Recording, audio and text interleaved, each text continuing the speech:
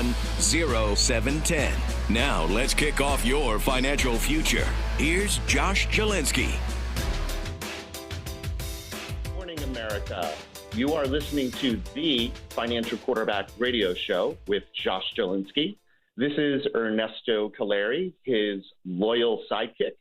This morning, we have an amazing guest. He is an economist and a best-selling author. His name is Harry Dent, and his book is What to Do When the Bubble Pops, Personal and Business Strategies for the Coming Economic Winter. Harry, good morning. Oh, nice to be here. I'm glad to have you this morning. Josh is running a little late. You know, when you have 6 kids, I don't know how he does it.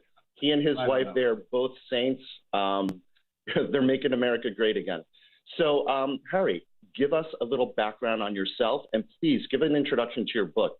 This sounds like an amazing book that America needs to read. Yeah, actually on Amazon, my current book is 0 Hour. That's the best book to get. You know, the other things are my audio tapes and stuff. And basically, I'm a non-economist, okay? I did not, I started out, I graduated from Harvard Business School and worked for Bain & Company, consulting to Fortune 100 companies for a couple of years, and kind of got bored with big companies and started doing the same type of strategic consulting to new ventures and small growth companies in California. So I moved to California. I started managing companies and consulting to companies.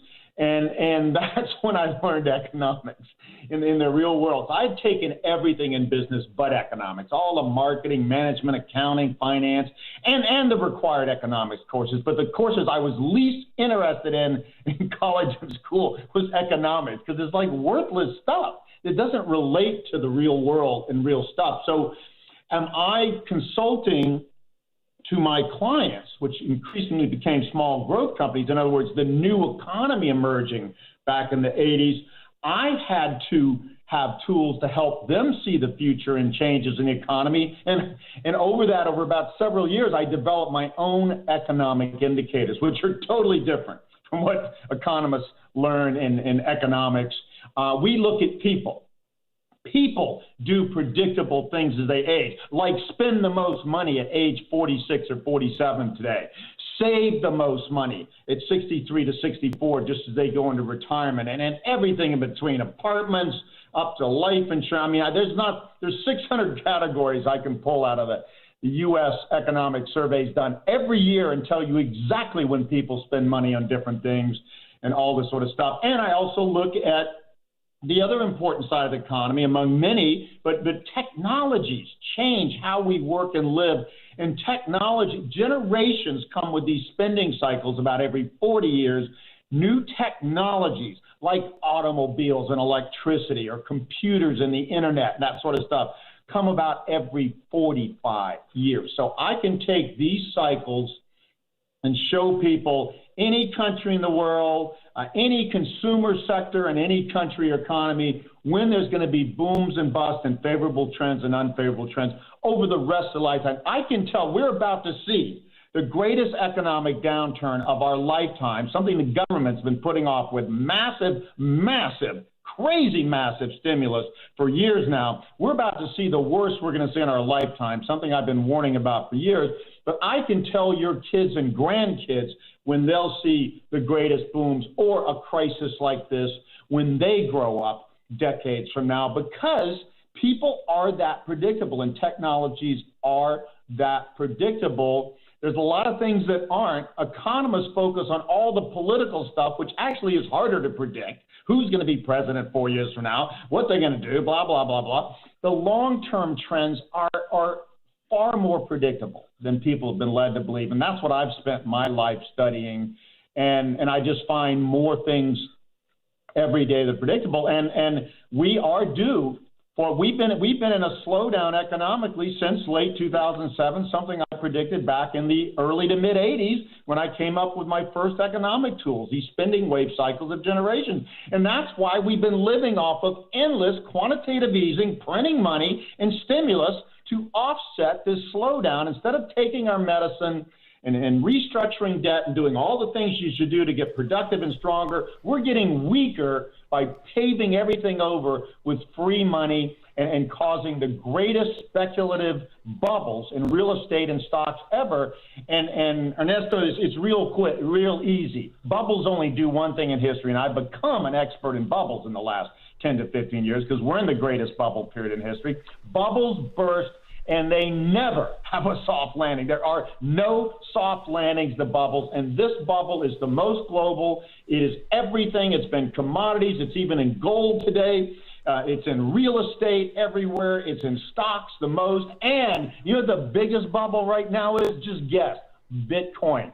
Bitcoin is the beginning of something big like the dot-com stocks in the late 90s, but it is in a bubble that is going to burst 90 to 95% probably in the next few years, and stocks are going to see a bigger crash than anybody's warning. And this, if you look at my indicators and you look at history, this is not a guess. This is inevitable. So, Harry Dent, you've heard it here first. This is Josh Jalinski, the financial quarterback, warning us that Bitcoin bubble may pop. What about those who say, Bitcoin's going to hit 100,000 before it crashes? That could happen. That could happen first. I've been predicting that Bitcoin would see another strong surge in 2021. Now I'm questioning whether it just was over at 62,000 or whether it is going to go up to something like 100,000 or higher. I can tell you one thing with a high level of confidence: Bitcoin will not. The present Bitcoin bubble, which has taken it up 3 to 4 times in just months, will not last past the end of this year. And I think it probably has now peaked. And it's a leading sign because Bitcoin, like the dot-com bubble, do people remember when AOL, which was a substantial company, but still small compared to but AOL, internet company, in a lot of ways, 400 times earnings in March of 2000? That's a great parallel. Could Bitcoin and be the way, AOL of Amazon, crypto? The leading internet company today, went up to 136 in that bubble and crashed to $6, even though it was the leading internet company then and is the leading internet company retailer today. It crashed that much. This is what happens in my 45-year new technology cycle at this stage, early stage emergence of Bitcoin and crypto and blockchain technologies, which are in their infant stage. They're 1 to 2 years old, Josh, okay? That's where the dot-coms were in 1999, 2000, when they bubbled up, burst 95%, including Amazon, and then had the greatest boom in history to follow in technology stocks. So I see Bitcoin and blockchain like the internet stocks on a 20-year lag, and they're about to head for a crash. Bitcoin is probably going to go back to 3,000 to 4,000, and then I would load up on it. And then I'd buy companies like Rhino, real estate applications, and Ripple and things that have real blockchain applications in the financial world. People need to understand. People do not understand Bitcoin and blockchain. What it is it's the internet for financial assets and money. It's the digitization of all financial assets, and that's where the value is. Bitcoin has no value today, except that it might become a gold-like standard for that digital money system, but it is nowhere near that now. And anybody thinks that Bitcoin is a safe haven when this bubble crashes is going to get a rude awakening. It will be the biggest crash of all of them. 95%, I'm predicting. Wow. So you've heard it here first. Harry Dent going out on a limb. So it's not that you think the blockchain technology isn't here to stay. You just think Bitcoin's in a bubble. Yeah, it's the next big thing. It would be the number one sector, including nursing homes and aging sectors for baby boomers and a lot of things like that. And globally, India and Southeast Asia are going to be the next big Asia boom. No longer, China will never lead growth again. And neither will Japan or South Korea. East Asia is done. China mostly, the rest of East Asia done. So India, Southeast Asia will be the place to be. Aging sectors. Why is that? Why is that? Because of the forced abortion policy of the Chinese? So that's not where the population growth is? Because I know you're big on demographics. Yes. Yes, demographics is the most predictable thing in our economy, and economists don't even have a course in demographics, nevertheless know it from you-know-what, okay? Yeah, so I should get the stimulus. Having 6 kids, Harry, I should get the stimulus. You should get the stimulus. But I get no This is stimulus. what causes our economy to grow. Children. We have not been having kids. We peaked in having kids in 1961. And that's why there's utter US, stupidity. And anybody. And by the way, that's why Bill Gates and those who push population control are stupid. It's just outlandish. It can make sense in poor countries and stuff, and it can make sense for people in disadvantaged states. But no, it doesn't. No, that's right. If you do not, first of all, you have to have 2.1 kids on average per household just to replace the last generation with the next generation, and your economy be at the same level. It's only above that you actually grow.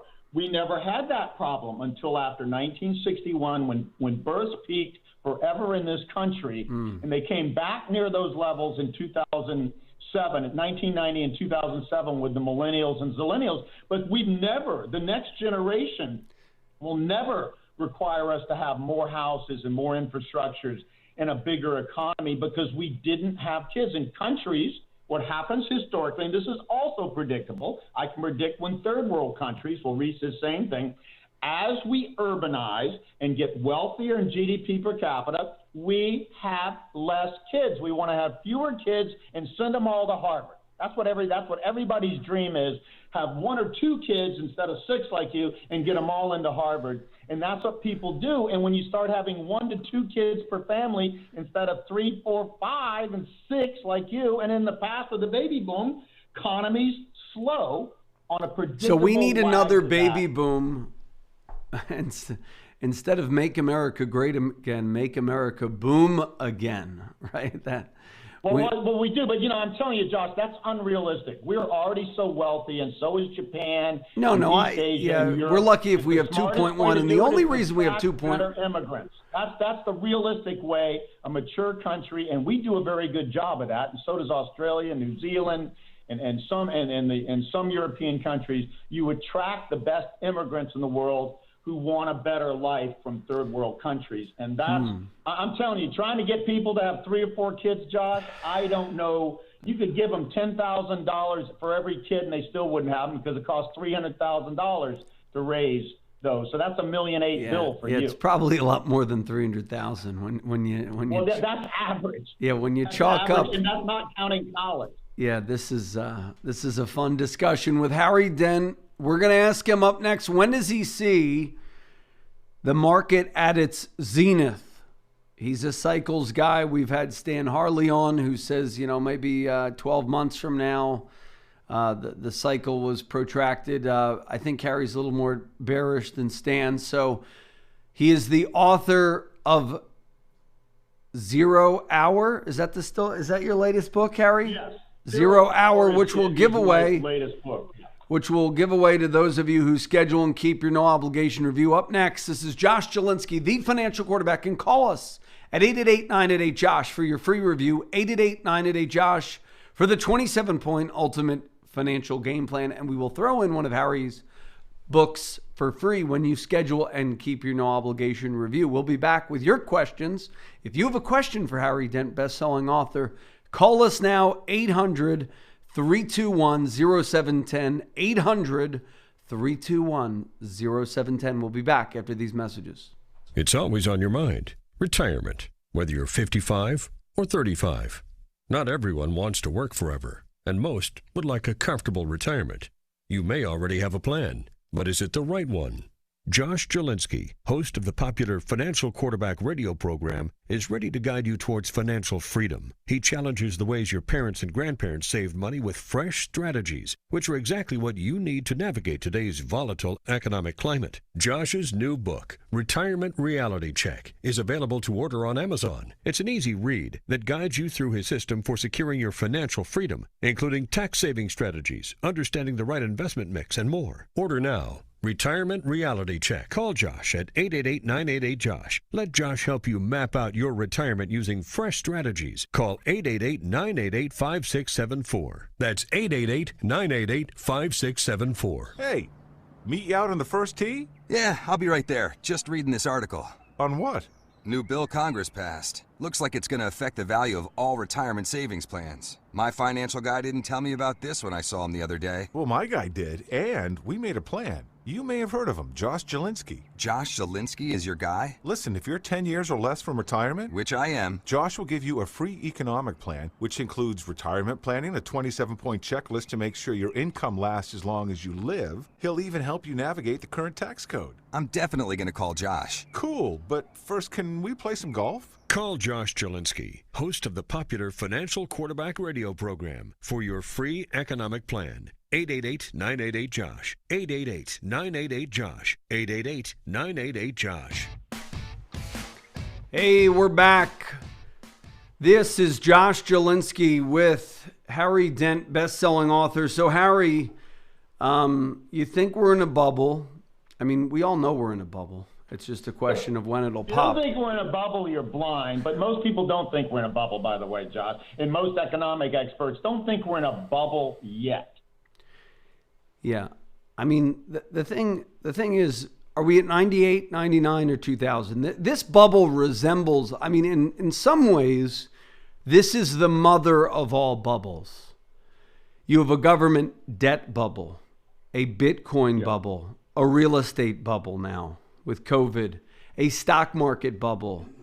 And in some, I fear the mother of all bear markets is coming, but when? I mean, it's a fool's errand to exactly time perfectly, but do you think it's 12 months? Do you think it's 18 months? Do you think it's Steve? No, I do not. I love Stan. I do not agree with Stan on this. I do not think it's that far out. It could be with this much stimulus. This peak would have naturally and should have naturally come, particularly on the 90-year and 45-year technology cycles, which are what correlate with bubbles. The demographic cycle doesn't cause bubbles like the technology cycles do at certain stages like now. This bubble should have peaked in late 2019, early 2020. So when the COVID crisis hit, we first went down. That should have been it. Now, we all know what happened. They've been stimulating. And you got to ask yourself, how weak can an economy be to have nonstop escalating stimulus for 12 years now and still only grow at 1.65% on average and 2% at best? What happened was COVID took us down hard. That was an external factor in an already weak economy, but they put in, now listen to this, now we're up fiscal stimulus since COVID, $5.1 trillion with a new $1.9 trillion plan, on top of $3.8 trillion in monetary stimulus, on top of trillions before that, but just in the last year. So up to $9 trillion in stimulus, 44% of GDP, just to get us out of this COVID hole. And we're still only growing so fast. And I don't think this growth is going to last. I think people have refinanced their home 3 or 4 times now, traded over to a better home 2 or 3 times, bought the best car they're ever going to dream of, gotten all their kids in college if they can. And I just don't think, I think they've been overstimulated so long that we don't have as strong a recovery as people think. And I've got a very simple chart, and it's the best pattern that you can find in chart patterns. It's called a Megaphone Pattern. And ever since the late 2017, early 2018 top in Bitcoin at first and in stocks, first big bubble top, we've been making higher highs and lower lows because we've got momentum and bubbles and stimulus from the past, but we do have weakening demographics, rising debt and financial assets, all weighing on this. And so every stock crash takes us to a lower low, and that's been happening since 2018. The next stock crash projected by this model, and it looks ripe to happen, start any day now, it would take us to 2,100 on the S&P 500. That would be 48% lower than recent highs, 48%. Now, if we have that sort of stock crash, and that's what I'm looking at in the next 2 to 3 months, okay, and starting probably by late April would be my best estimate. I think this has a little ways to go up yet, but not a lot. If you get that sort of stock crash and we go into another recession after $9.1 trillion of stimulus, people are going to finally wake up and say, oh, something's wrong here. This economy's dead. We've pulled out the defibrillators time and time again. You watch the emergency room and hospital shows, right? You get people in, they do the defibrillators 5 or 6 times, and then they pronounce them dead. This economy is dead. I am telling you this. It is just common sense to realize that if it takes $40 trillion in global stimulus and 9.1 just in the U.S. in the last year to keep this dead economy barely alive, then it's dead.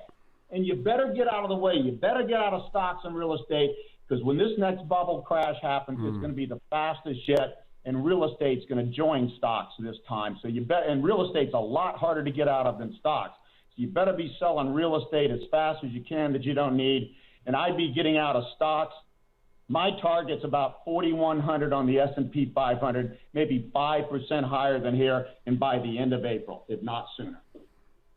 Yeah, I do see that we're due for some correction late April, early May, and with some of the cycles work pointing. I believe we're in the mother of all bubbles, and we'll probably have the mother of all bear markets within the next couple of years. People don't realize what's coming.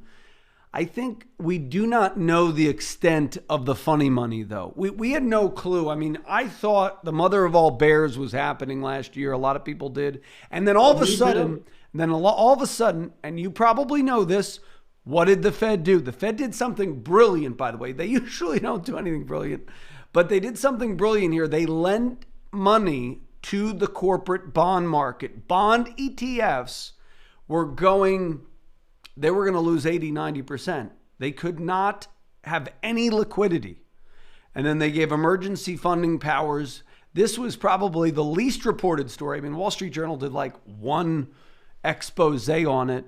What research did you do on that? That was a pretty scary thing that happened, that nobody really understood what was going on. It was a scary thing, and that happened before COVID. That was the first jolt in money. They had been tapering policy. You know, the Feds always, and central banks keep telling us and economists, oh, we just had a crisis in 2008. We just got to get over this. We'll be back to normal. My indicators have said from the beginning, the economy demographically and debt and all this stuff only gets worse, and the pressures only get worse. We don't get over this crisis unless we do in every crisis. You cut back debt, you let zombie companies go under, and you don't keep a dead economy and dead companies going, which is what we're doing. We're just wrapping up debt and monetary stimulus to do that. So that was the first sign when I said in my newsletter, we're in trouble.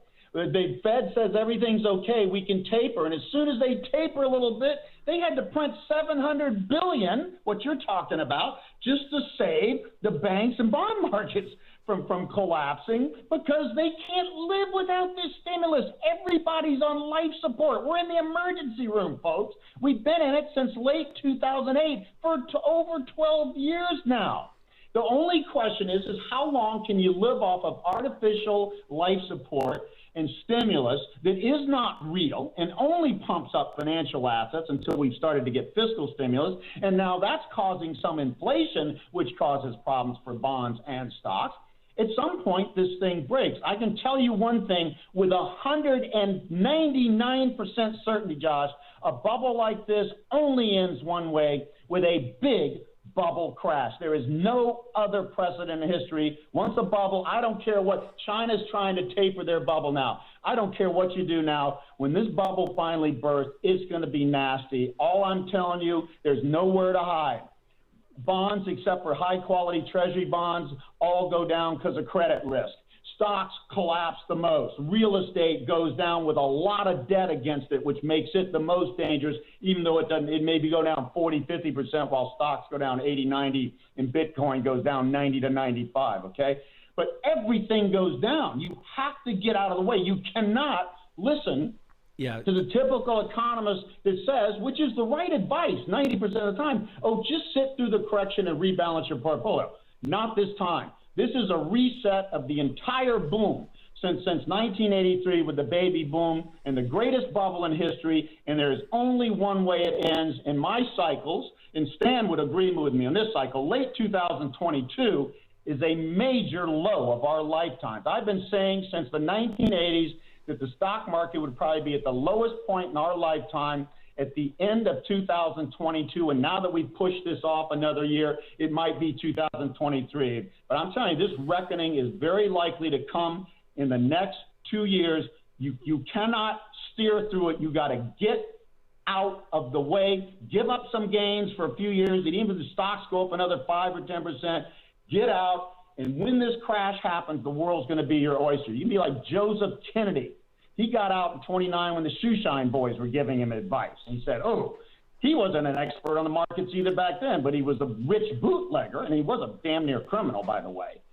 He used that crash, getting out and getting back in and buying businesses and stocks 80, 90% off. He transitioned from being a multimillionaire to a billionaire and political dynasty by playing that crash, by simply getting out of the way and reinvesting systematically after the reset happens. What about... Then you can get back into asset allocation and stuff. Okay, so, man, it's already 30 minutes. It's been a fast hour. Lightning fast. Harry's had a little too much espresso this morning, but that's great it's a lot of fun. So I'm going to ask Harry the question everybody always asks him. You're always negative.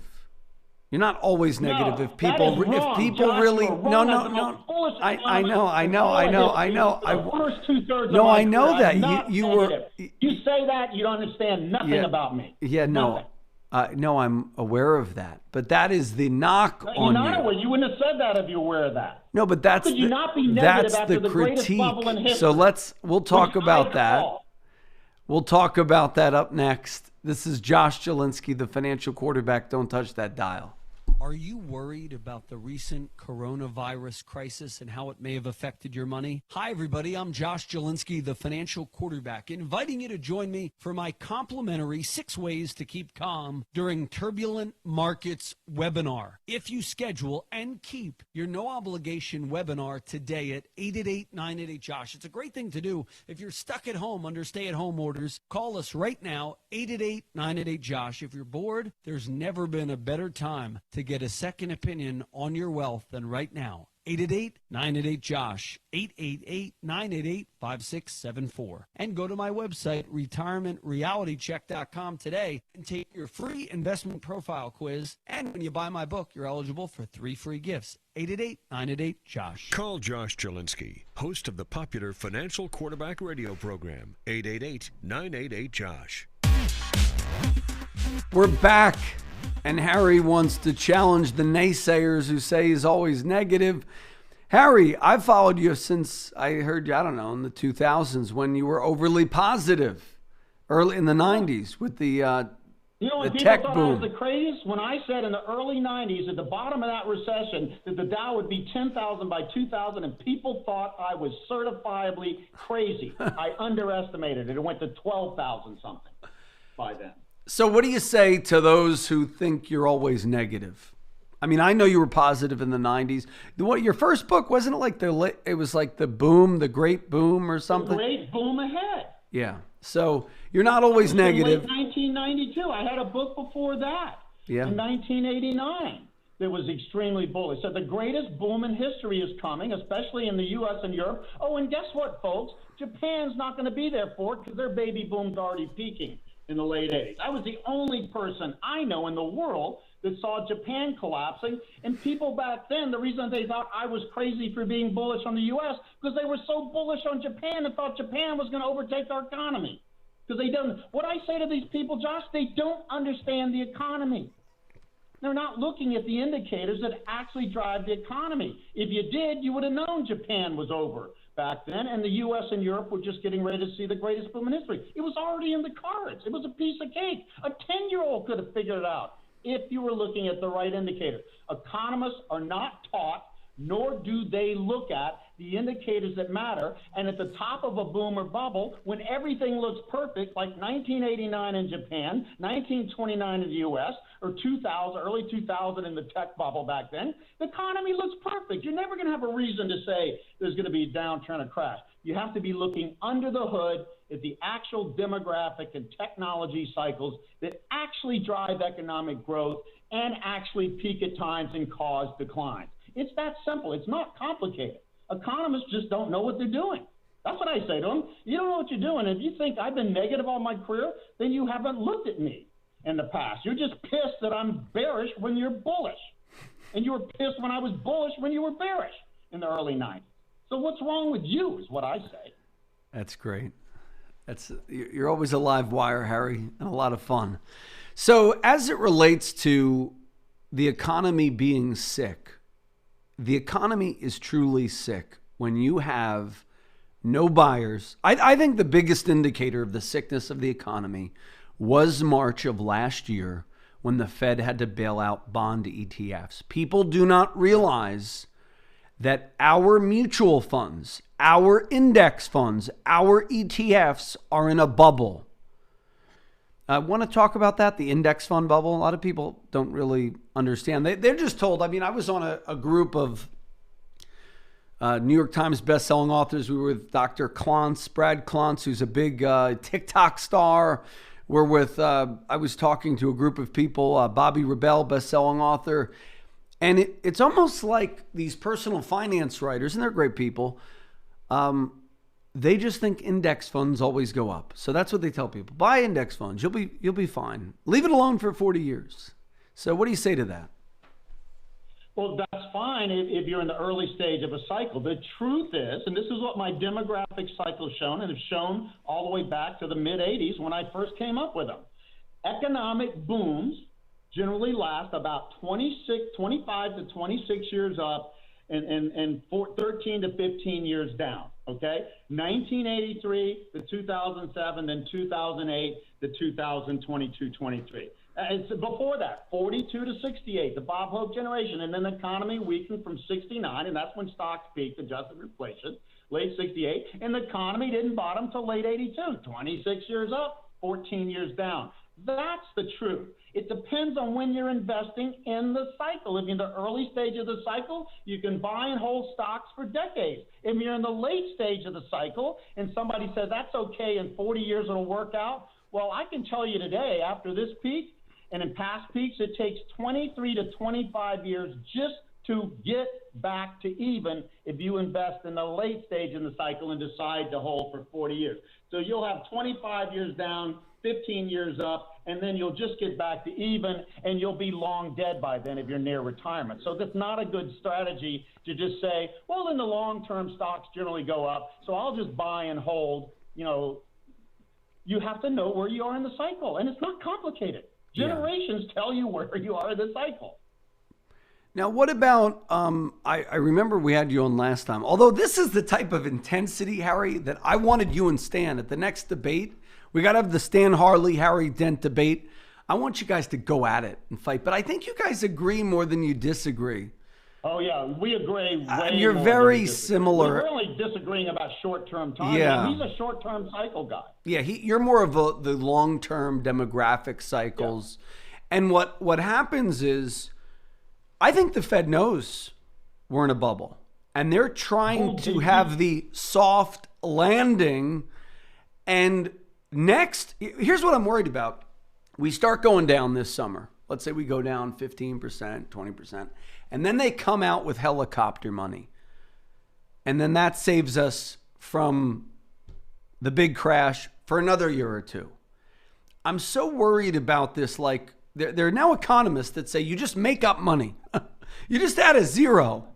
Well, what we don't. The solution to everything. Janet Yellen, all the Fed chairmen. Oh, we'll just print more money. Like it's genius. Oh, these people are geniuses and they're saving our economy. They're making a bubble and a debt crisis worse. And it will be worse because of this. And they don't know crap about anything. I would say that to anybody. Janet Yellen doesn't know crap about economics. And do you think she's ever had sex or run a business just for one thought?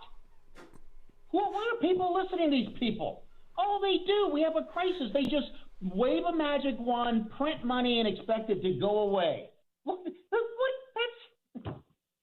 Why would anybody listen to these people? And you know what people do? Because it works short term. I can guarantee you one way to feel better, Josh.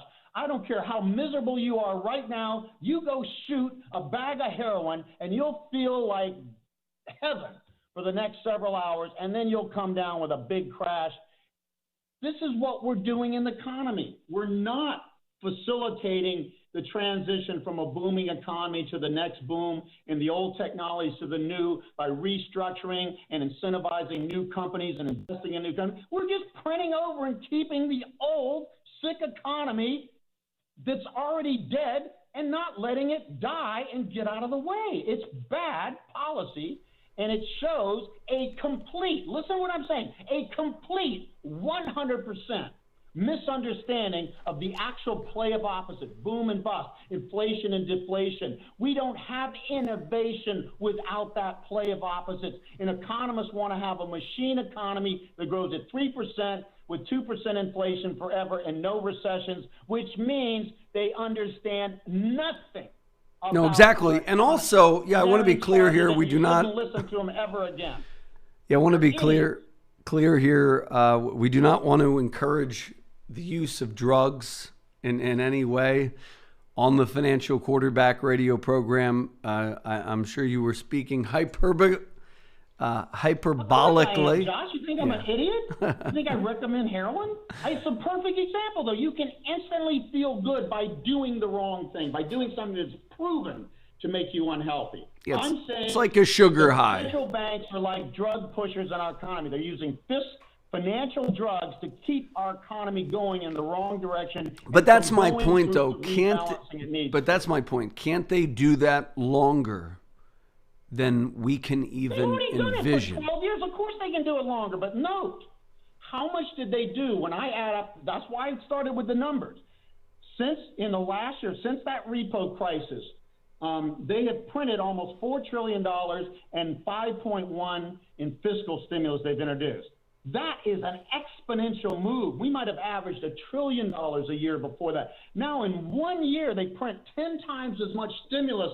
That's what it's taking. That's when you know you're near the end of a bubble, when it's that exponential, when it takes that much. Also, really, this bubble is the extension of the 2008 bubble yet to burst. You alluded to that earlier. The first stimulus in 2008 was $900 billion. We balanced the economy after that bubble burst, and so all we have is a bigger bubble to cover over the crisis of last time, and we didn't do anything to fix it. Where do you see interest rates? Fix it ahead, much harder and much deeper. I have a listener question for you. Where do you see interest rates headed?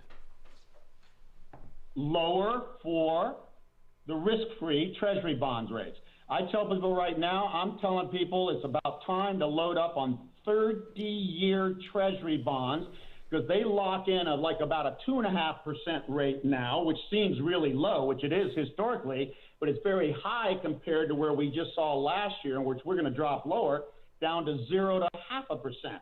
That bond, one of the safest investments you can have, and the one the government's going to pay off, and the one thing they'll print money if nothing else to pay off, are those bonds, and that could appreciate 40 to 50% in this crisis, while stocks crash 80% and Bitcoin crashes 95%. So the risk-free rates go down with deflation and slow economy, but all of the risk rates, corporate bonds and junk bonds, in comparison to the risk, those risks go up because the default risk skyrockets, just like they did in 2008 or any recession or depression in history. So most interest rates on bonds are going to go up. The safe place to be is in the highest quality government bonds or in AAA corporate only. I don't even want AA. Yeah. So basically, those go down. Then that would also pose, well, I guess, for life insurers that have a high credit quality as well. Yes. Or fixed annuities. Why do you think the life insurance industry was the only part of the financial services industry that did well in the 1930s? They benefit from falling rates, and their policies require them to invest in high-quality fixed income. Yeah. The very safe haven, and it's not, gold is not the safe haven, and Bitcoin is not the safe haven, and people are buying both of those thinking they're going to be the safe haven. These high-quality bonds and this type of stuff insurance companies are forced to buy, that's the safe haven. That's why they're forced to buy them to back insurance policies. We can't afford to have them speculating in stocks, and then when we need our policy, oops, the market's down 50% and we can't pay your policy. That's a great point, Harry. We'll talk next about income inequality and how keeping rates artificially low is really hurting seniors, retirees, and the middle class. And maybe the solution is to raise interest rates over time. This is Josh Jalinski, the financial quarterback. Don't touch that dial.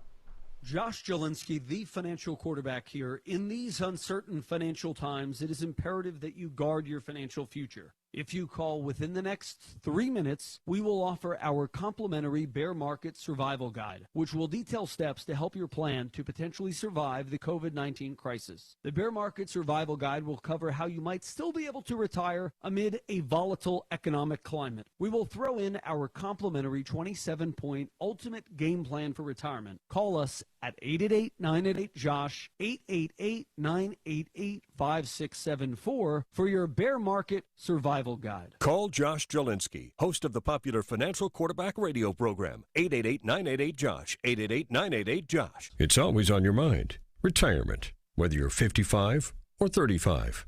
Not everyone wants to work forever, and most would like a comfortable retirement. You may already have a plan, but is it the right one? Josh Jalinski, host of the popular Financial Quarterback radio program, is ready to guide you towards financial freedom. He challenges the ways your parents and grandparents saved money with fresh strategies, which are exactly what you need to navigate today's volatile economic climate. Josh's new book, Retirement Reality Check, is available to order on Amazon. It's an easy read that guides you through his system for securing your financial freedom, including tax-saving strategies, understanding the right investment mix, and more. Order now. Retirement Reality Check. Call Josh at 888-988-JOSH. Let Josh help you map out your retirement using fresh strategies. Call 888-988-5674. That's 888-988-5674. We're back. This is Josh Jalinski, the financial quarterback, with Harry Dent, best-selling author. And Harry, everybody complains about income inequality, but isn't the real reason for income inequality artificially low rates, which is screwing the middle class? Want to talk about that a little bit? Yeah. Well, there's two things. On my cycles, there is what I call a fall bubble boom, which happened into the 1929 and is happening here into 2007. Those bubble booms cause financial assets, real estate, and stocks, because of falling interest rates, by the way, naturally out of inflationary summer into a fall disinflationary boom, they cause financial assets to outperform. So that causes bubbles in financial assets, and that causes income inequality, because 88% of financial assets outside of people's home is owned by the top 10%, and the top 1% owns 40% or more. So that is it. Now, when you on top of that, print money to push long-term, not just short-term rates, but most importantly, long-term bonds into negative yields right now, the 10-year Treasury has gone way up. It's 1% over last year, and it's still a negative adjusted for inflation around 2% currently, give or take, okay? Negative yields, that pushes up financial assets. So stocks and real estate are they're artificially high now in a weak economy, when coming into 2007, they were pretty darn high valued in a good economy. Now we're in a bad economy that requires endless stimulus. And the stock market, if you looked at just the stock market, you would think we're in an economy twice as good as 1999 or 2007, that the economy is just better than ever. And yet this sick, dead economy is requiring $9 trillion in the U.S. alone just to get to next year out of the COVID crisis. Wow. Yeah, when I say stocks nine... are out of whack. And yes, stocks, high financial assets, benefit the top, 1 to 20%, way over the everyday person. Most people don't have much money in stocks, and the money in real estate is typically in some not so overpriced suburb or smaller city for the average person. So they're not in New York, Manhattan with the great real estate bubble. They're not in tech stocks. Are you still, this is a total aside, but you've talked about Puerto Rico. You still in Puerto Rico? I am. I tell you, people think it's hotter than Florida. It's less extreme. 69 to 92 is the temperature range here all year around. A little less rain than Florida. I am 2.5 hours from Miami, direct flight, 4 hours from New York, 5 hours from Dallas. That's getting a little long, but I go to the East Coast. It's easy. I'm saving income taxes. But you know what? My biggest surprise, I got to Puerto Rico for buying a property on Calaveran Island 25 years ago. When I finally got a house up and they finally realized I had a house up there, which took them a long time, I get my property tax bill. It's like $500. It is right? 1/20th of my property tax bill as a percent in Florida. 1/20th. Wow. So I'm paying low income taxes, low property taxes. The only thing I'm paying here is a 10 to 11% sales tax, and I buy half my stuff from Amazon with no tax. So And- I love it down here. People are nice. In the areas I live in, mostly English spoken, lower cost of living. Yeah, all you financial and they don't guys. have this blue-red war we're having in the United States. They're not going to be shooting each other when this economy goes down. Well, yeah, I want to go to Puerto Rico. That would be fun.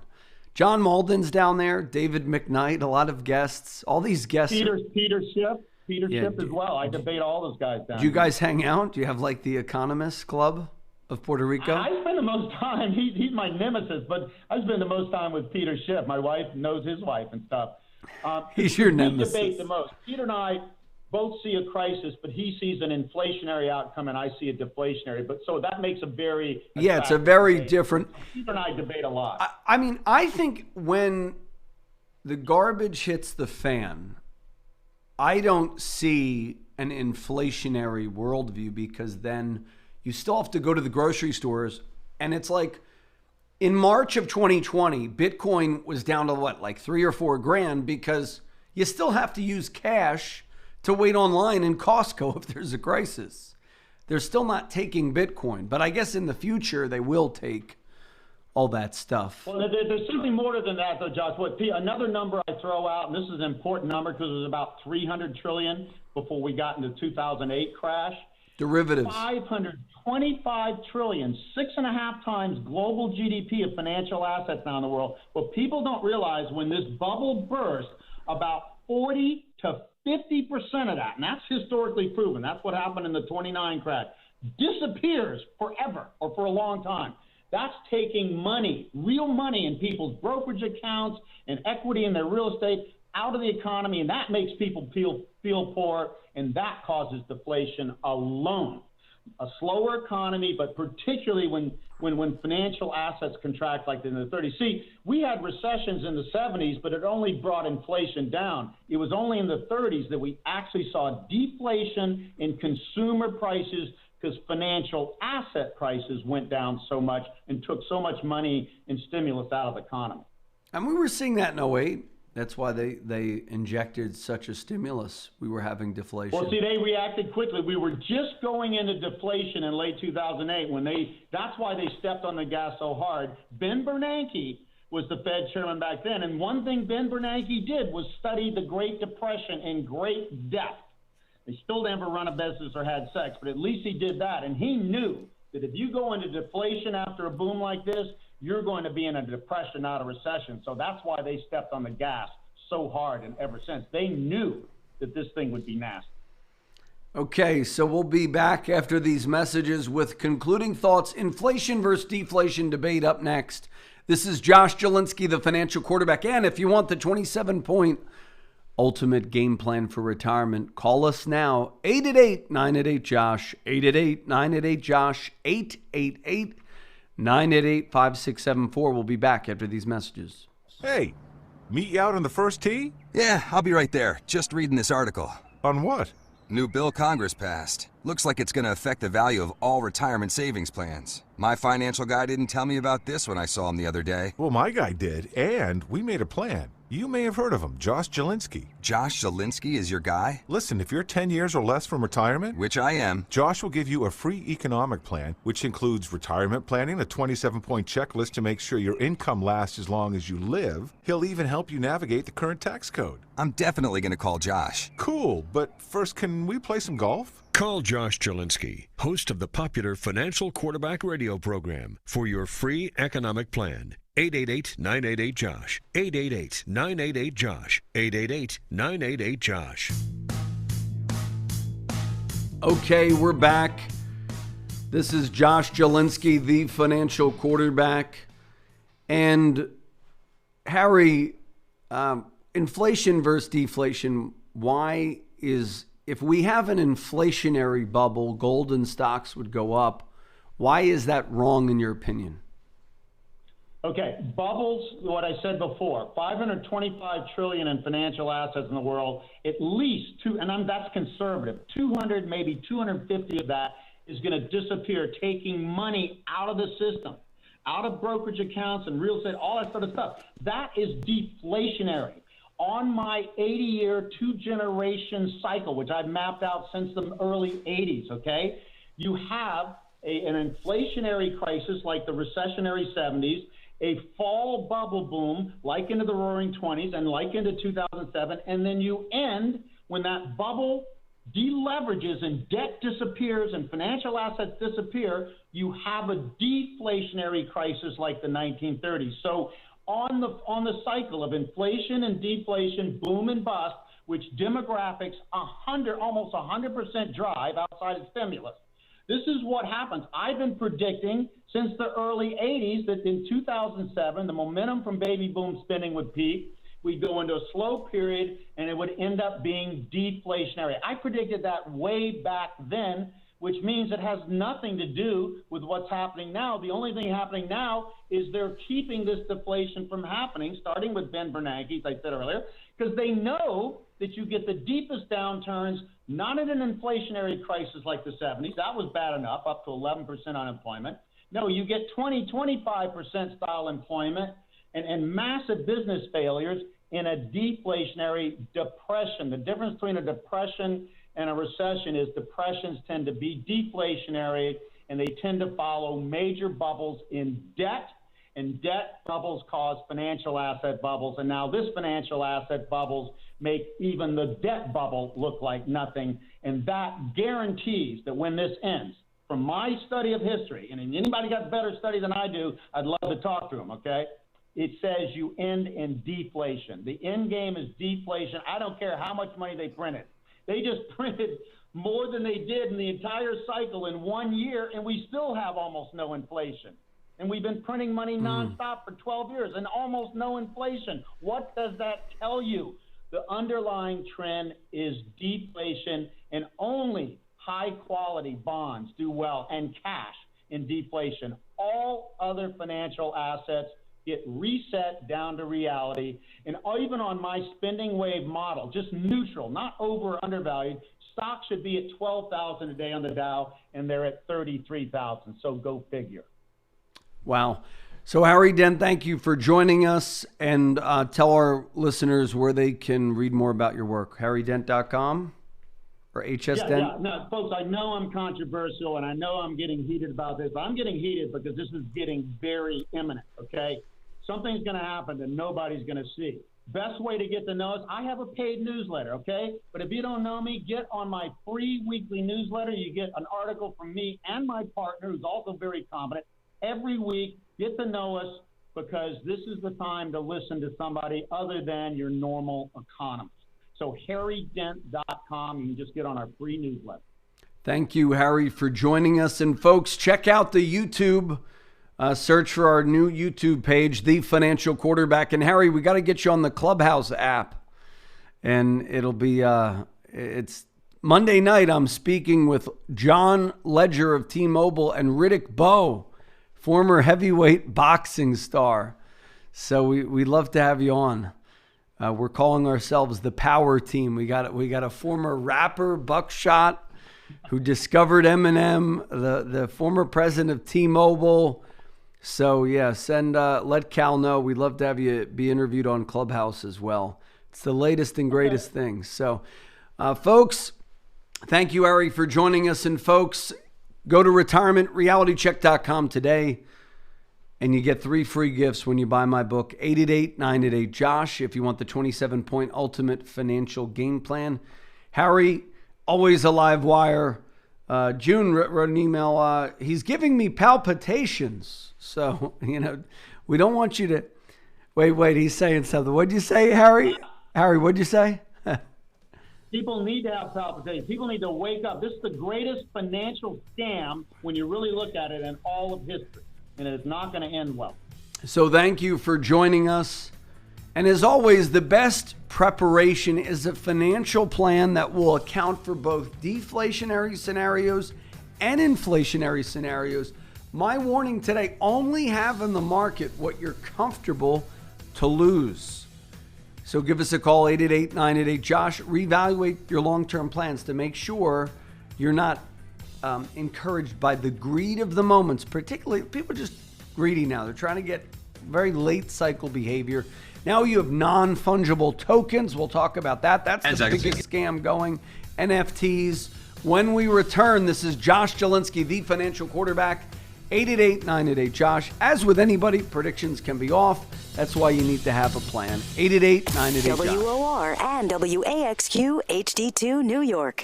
Unprecedented coverage for these unprecedented times. You can depend on us. We are the voice of New York. 710 WOR. An iHeart radio station. 51 degrees at 10 o'clock. Good morning. I'm Paul DeCastro. Authorities are looking for a man wanted in connection with a hate crime incident in Manhattan. It happened Friday around 4 p.m. on West 40th Street in Midtown. Cops say a 65-year-old woman was approached by a man yelling anti-Asian remarks at her. He then waved an unknown object toward her and fled the scene after seeing her get scared. He was last seen pushing a stroller containing unknown items and wearing glasses as well as a dark checkered coat. The NYPD Hate Crimes Task Force is investigating the incident. The New York Attorney General is taking a major step in the investigation into sexual harassment allegations against Governor Andrew Cuomo. The Wall Street Journal reporting Letitia James has subpoenaed dozens of officials in the administration. Cuomo's top aide, Melissa DeRosa, is reportedly among those to be subpoenaed earlier this month. Those being summoned are requested to provide documents in connection to the harassment and misconduct allegations. Cuomo has also come under fire recently for allegedly having his staff underreport nursing home deaths during the pandemic. The governor has denied any wrongdoing. White House Press Secretary Jen Psaki says President Biden will be signing new executive orders on gun safety. Psaki told reporters there is no timeline and the actions will have to go through a White House review before they are signed. The expected orders follow the two recent deadly mass shootings in Colorado and Georgia. The White House is also pushing the Senate to approve a House-passed bill expanding background checks. I'm Jim Forbes. New York is launching the Excelsior Pass, which aims to fast-track the reopening process post-pandemic. It's a free digital pass accessed through a smartphone that confirms that the holder has been vaccinated against COVID-19 or has had a recent negative test for the virus. Governor Cuomo calls this proven and secure technology. The Excelsior Pass can be used at sports venues, wedding venues, participating theaters, as well as other large gatherings. In sports, the Nets over the Pistons in Detroit, 113-111. James Harden, 44 points and 14 rebounds. The Devils got blanked by the Capitals 4-0. In baseball, Yankees fell to Baltimore. Mets come up short against Washington. NCAA tournament resuming today with a round of 16. Tonight, Syracuse faces Houston. Tip-off at 9:55. Here's your WOR Weather Channel forecast. Temperatures will stay above average on this Saturday. Clear this morning, then a sunny afternoon with a high hitting 67. An approaching front will bring in clouds tonight and produce some showers overnight with a low of 51. A wet Sunday tomorrow, windy with showers and thunderstorms at a high of 63. Clearing and cooler behind the front Monday with a high in the mid-50s. I'm meteorologist Jeff Marr. Next news at 11. Start your day with Len Berman and Michael Rito in the morning, 6 till 10 weekdays. I'm Paul DeCastro on 710 WOR. We are an NBC News radio station. Tired of losing money in the stock market roller coaster? Frustrated with the government taxing you into oblivion? Worried about inflation? How do you prepare for so many financial uncertainties? Welcome to the show that will help you develop your game plan. The Financial Quarterback with Josh Jalinski. Josh is a noted financial advisor and president of the Jalinski Advisory Group, and he's here to answer your questions. Call into the show at 800-321-0710. 800-321-0710. Now, let's kick off your financial future. Here's Josh Jalinski. Hey, we're back. This is Josh Jalinski. Just want you all to take a breather. Don't have a heart attack after what Harry said. People can be wrong. Harry's been wrong before. He can be wrong again, but you got to love him. He's a live wire, and he wakes people up on a Saturday morning. And I do think the takeaways are you have to be prepared for uncertainty and risk in a portfolio. We have people thinking Bitcoin is going to go to 200,000, 300,000. Maybe it does. Maybe it doesn't. But there are sound financial strategies. Limit your exposure no more than 3 to 5% in any one security and consider Bitcoin a security. It is a risk.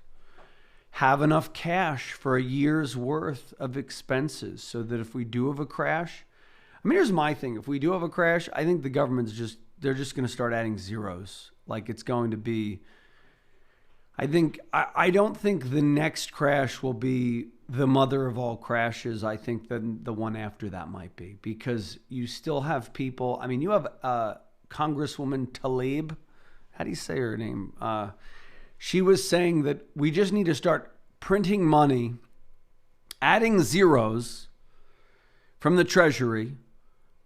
What these people don't understand, this is what happens when you have a nation of idiots raised without any sense of economics. Here's the thing. If you have more of something, what happens? It makes things less valuable because then people raise their prices. So think about it. Before the crash, Bitcoin was maybe 10,000. Now it's 60,000. So because everybody took their stimulus money, or a lot of people, and they bought Bitcoin, they bought Tesla stock. Mind you, Tesla really doesn't make that much money of actual revenue. Mind you, that Starlink is not involved in the Tesla stock. So you're buying on the hope of future success, not actual success, not revenue. Now it could go up, Kathy Wood could be right.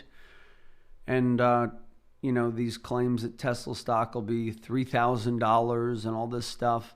But here's the point. One thing is bubbles last longer than people realize.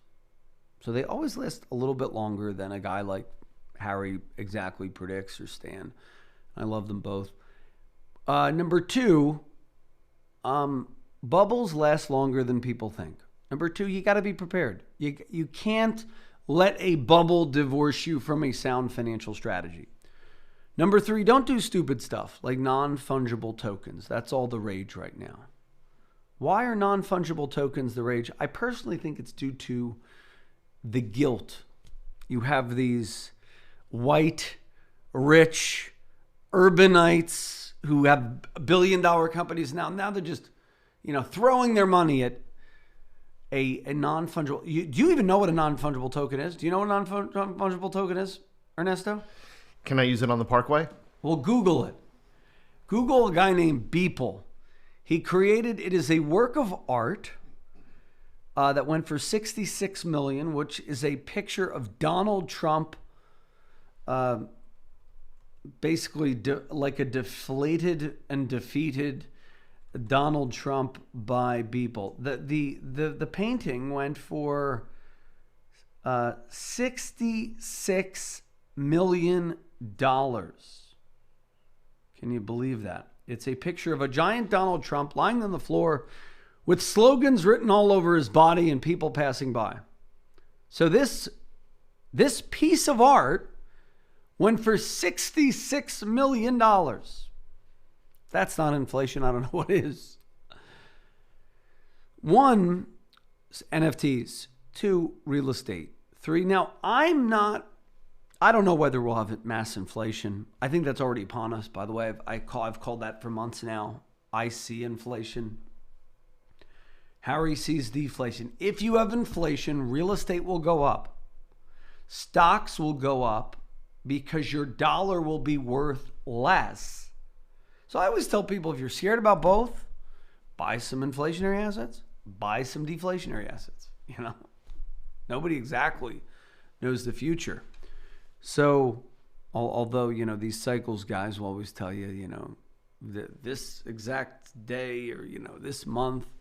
And the truth is, history rhymes. There are indeed cycles. Cycles can be show us maybe when to get out with some profits, maybe when to prevent a big dip. But you have to have sound financial strategies, diversification. You have to have some assets heads towards deflation, inflation. But the NFT is a sign of a market top.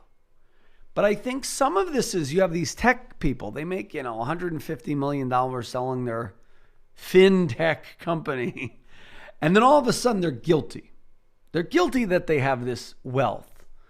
So they buy assets that are not really assets because they don't want to seem too rich to their friends. Do you think that's a good theory, Ernesto? It's almost like the white guilt phenomenon. I think, American society is marked. We have a whole, the political class, the entertainment class. They do have guilt. I think it goes back to what you were talking about with Professor Taylor from Columbia University. People find value and meaning. And I think the value and meaning they find is in materialism. And once they have a lot of material, they feel guilty about it. Yeah. So then, they find that the material wealth is nothing. So let's make an artist now rich. Make this guy Beeple is now a millionaire. Who the heck was he? So Ernesto's a bit of an artist. You need to get into non-fungible tokens and find some rich friends to buy them off of you. That would be my financial tip. That is not a lie. They're really in right now. It's hot. Non-fungible tokens. I would not tell you to invest in that, but inflation is already upon us. That would be my disagreement with Harry. There is so much money circulating, so your dollar doesn't buy you the same share of Amazon anymore. It buys you 1/10 of what Amazon should maybe go for, or 1/7 of what a Tesla should go for. So inflation is already here. The question is, does inflation lead to deflation when people are not making a salary in a year or two when the jobs don't come back? And the jobs won't come back, by the way. People will say, you know what? Didn't really need to go out to eat. Do you really need to go out to eat? Maybe you need to go out for some fun, some fellowship. But I think, I'm telling you, with me with 6 kids, I have very little desire to go to a restaurant ever again. So you know what I think? We had Mr. Wonderful, Kevin O'Leary was on. He predicted the rise of like flash kitchens. So if you think about every retail company going under, so think Toys R Us's will be replaced, not by Burlington coat factories, although they're kind of replaced by them now, but in the future, a Toys R Us or a Brooks Brothers that also went under might be replaced by a flash kitchen. And the flash kitchen will get you your dinner in 9 minutes, and you will, have an app. So think DoorDash, but much fresher. I hate DoorDash. The food always arrives cold, and you're paying extra for it. But I think with the flash kitchen concept, made to order, boom, boom, boom, zip. So sort of like DoorDash, but fresher. And you'll be able to have healthy food, and there'll be these flash kitchens because we will value our time more, so there will be no need to even cook. Right? That'd be cool. Your wife, I hope she's listening to the show. I'm sure she's agreeing with you. 6 kids, she needs a flash kitchen. Yeah, I mean, we're using the flash kitchens anyway. But she's an amazing cook, actually, when she has the time, which is, very few. But so like delivery will be replaced by flash kitchens. So you won't go out to eat. You'll go to eat in your home. And I think that'll be the future. I see that with DoorDash rising. Now, there'll still be restaurants. There'll always be the need for a restaurant here or there. But my point is, what happens to the bodega that's replaced by Walmart or Target? Now you go to Target, you can get your organic milk. Why do you need to go to a market anymore? And then the bodega can't afford the minimum wage anymore. So they're going to go under. But Target, Walmart, Costco will thrive. So this is the ultimate displacement. This is the ultimate income inequality. And I wonder if the super rich know that, and that's why they're flouting the universal basic income. That everybody's going to be so poor because the concentration of wealth will occur in such a small hands that they don't want the deflation to come. The deflation will mean bad things to them. So they'll just throw money out and they'll consent to a wealth tax merely to just keep their own kingdoms. So I sort of think that might happen. And that would prove Harry Dent wrong, because they would try to keep the plates spinning for as long as they can. Now, eventually they'll break. But when will they break? I mean, if we were commonsensical, they should have broken in 08 or 09, but they didn't. And they should have broken in 2015. They should have broken last year, but they didn't. So what say you? Give us a call, 800-321-0710 if you have a financial question. Do you have any comments on non-fungible tokens? Does anyone really care about non-fungible tokens? Give us a call, 800-321-0710. Go to our YouTube channel, The Financial Quarterback. We got a lot of questions on YouTube. Steve says, good show. Josh Harry was good. Love the enthusiasm. Joanne says, good morning. Babysitting the grandbaby, so I missed the first hour. You're probably good that the children didn't hear the first hour. Joanne, I'm back to hosting the whole show, so we will. Cal, my producer, you got to tell Harry this is a kid's show. This is rated G. I want all audiences. Got to edit that part out for next time. She went down for the nap. Will the first hour be somewhere later? Yes, the first hour will be on YouTube. So if you go to youtube.com, search for The Financial Quarterback. We're also doing a Facebook Live. We're learning how to do Instagram. We haven't done the Instagram Live yet. It's kind of cool. Monday, I'm speaking with a group with former heavyweight champion Riddick Bowe and John Ledger of the Magenta T-Mobile company. You know, Tom Clancy, our CCO, called the T-Mobile growth like years ago. And this is back when I would talk to Tom, and you couldn't understand him because he was on T-Mobile.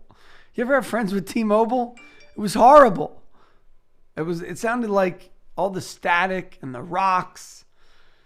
And then all of a sudden they improved. So good for him. It'll be cool to be speaking with John Ledger. So folks, give us a call, 888-988-JOSH. You can find me on youtube.com/The Financial Quarterback. Well, I don't know if it's facebook.com/The Financial Quarterback. If you just go to youtube.com and search for Financial Quarterback, I will show up. And then we'll be back with your questions all hour at 800-321-0710. Don't touch that dial. Are you worried about the recent coronavirus crisis and how it may have affected your money? Hi, everybody. I'm Josh Jalinski, the Financial Quarterback, inviting you to join me for my complimentary 6 Ways to Keep Calm During Turbulent Markets webinar. If you schedule and keep your no-obligation webinar today at 888-988-JOSH. It's a great thing to do if you're stuck at home under stay-at-home orders. Call us right now, 888-988-JOSH. If you're bored, there's never been a better time to get a second opinion on your wealth than right now. 888-988-JOSH, 888-988-5674. And go to my website, retirementrealitycheck.com today and take your free investment profile quiz. And when you buy my book, you're eligible for 3 free gifts. 888-988-JOSH. Call Josh Jalinski, host of the popular Financial Quarterback radio program. 888-988-JOSH. Josh Jalinski, the Financial Quarterback here. In these uncertain financial times, it is imperative that you guard your financial future.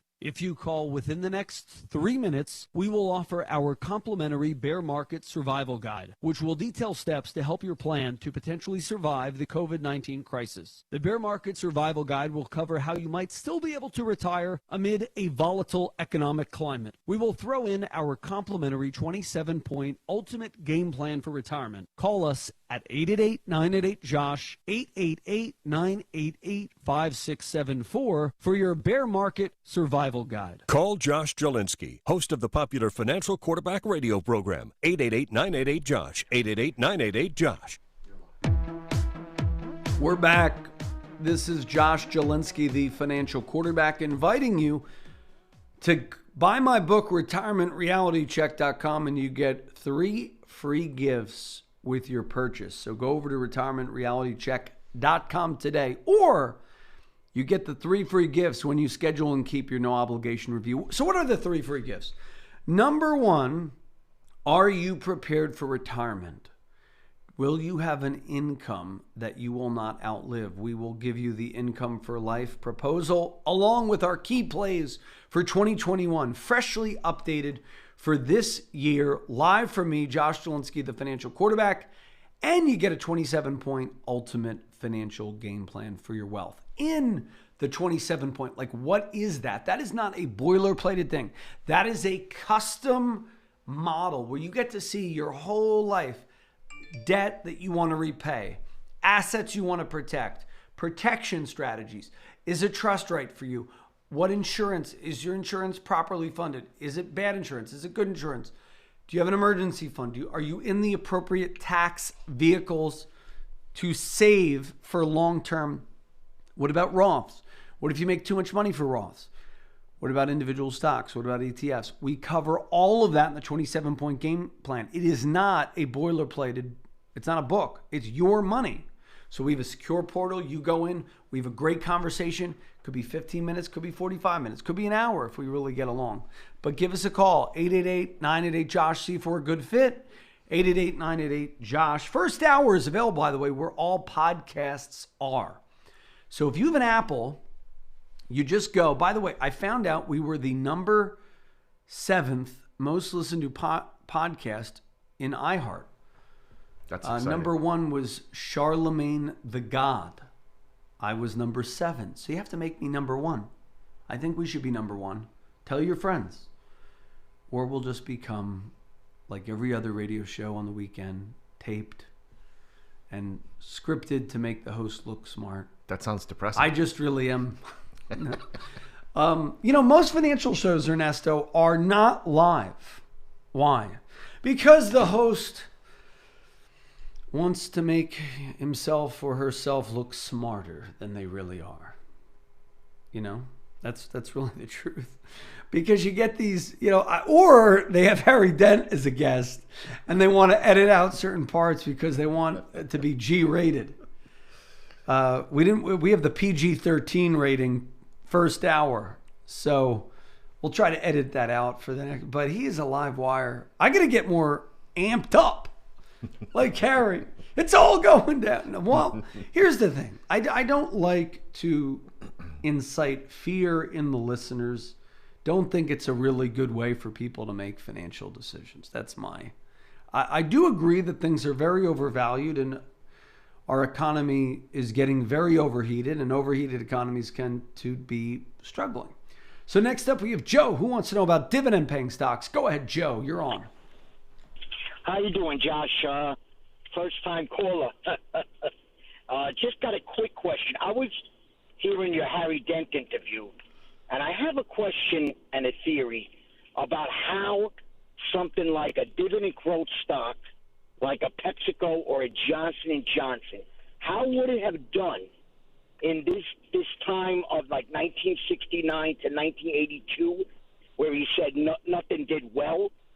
I think he would have been wrong if you would have just dollar cost average into something like Johnson & Johnson during that period. During what period? 69 to 82. Yeah, well, I'd love for our listeners. We have some brilliant listeners. I would love for our brilliant listeners to do that analysis and we can present it. I do think, you might have a good point here. Was he talking about the static results of the index rather than dollar cost averaging in a declining market? That's an interesting point you bring up. Man, our listeners are so smart. Yeah, I do think there are, and this is the point of why I don't like to let fear drive the train. If you have, let's say you're 50% stocks, which are more inflationary, and 50% treasuries, insurance contracts, annuities, whatever, which are more deflationary, you're not really going to go broke in either scenario, and you're going to have a little bit, riding on one. Now, you're not going to make as much gains as you could because you're Your returns will be watered down. But it's something where you don't need to be an alarmist. Does that make sense? Oh, yeah. It makes sense to me. I mean, I'm just saying. But he's a great guest, though. You got to admit, he's a live wire for 9 on a Sunday. He was throwing back. See, this is the beauty of YouTube now. We see the guests. He was throwing back like 4 shots of espresso. I wanted some of what he had. And well, I mean, I just think that I think he's looking at the market, the S&P 500, and I think if you're now, I'm an individual stock investor, Josh, for 20 years. Yeah, I like individual stocks as well. I'm a little bit strange for your regular listeners, but I think that a portfolio of dividend growth stocks outperform the S&P 500, and I have proven it over the last 20 years in my own portfolio. So, well, it depends on which dividend-paying stocks, though. See, the problem with owning a select group of stocks is, what happens when GM gives way to a Tesla. Tesla wasn't in the indexes till like a year ago, so you missed out. What happens when a Sears gives way to an Amazon? So that advice doesn't always work, but I definitely think you're adding definite value to the conversation. So thank you for that point. I like a basket of, let's say, 20. We have a portfolio where we have about 20 to 30 individual stocks. And I do enjoy doing that for our listener friends who want fee-based fiduciary guidance. So we could help you there. Okay? Well, thank you, Josh, and continue to have a great day. Wonderful. You too. Next up, we have Lou, the psychological effects of small business losses. Hello. You there? Hello. Hi. Hello. Lou. Hello. Go ahead. Oh, okay. You're on. How are you, Josh? Wonderful. Josh, you were talking before about how the jobs aren't coming back and the bodega owner is going to be squeezed out by Costco and such and such.